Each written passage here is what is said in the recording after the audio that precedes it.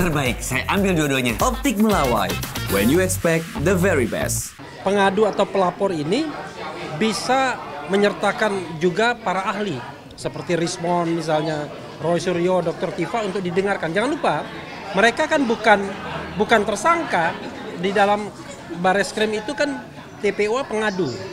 Nah, kemudian tentu melibatkan pihak yang dituding, pihak Pak Jokowi.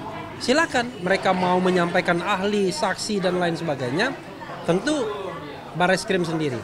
Prosesnya harus transparan, meyakinkan kita. Jangan kesimpulannya lompat seperti sekarang.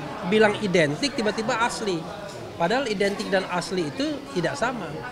Ijazah yang sama-sama palsu diduga misalnya bisa dikatakan identik kalau semuanya sama, direproduksi bersamaan.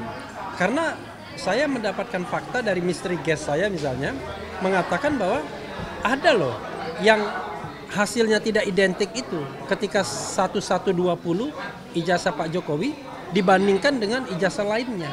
Jadi kalau ada yang identik dan ada yang tidak identik, there must be something wrong.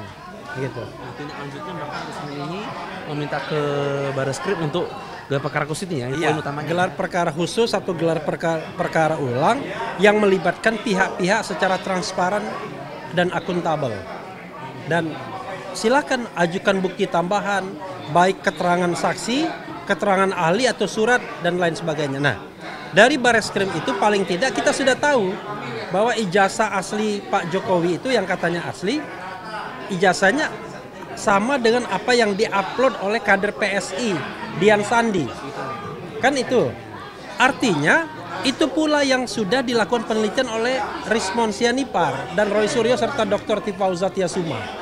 Jadi kan signifikan sekali untuk mengetahui secara substantif apa yang terjadi dengan ijazah ini. Apakah memang asli ataukah palsu, diduga palsu begitu. Ya. Penyidik dari luar negeri itu dapat. Ya, sebenarnya kan problemnya adalah problem integritas, independensi, netralitas lah, kurang lebih demikian. Sebenarnya kalau seandainya azas-azas pemerintahan yang baik itu dipenuhi, ya, saya kira nggak penting juga apakah kita perlu orang luar negeri atau tidak, sepanjang itu dipenuhi.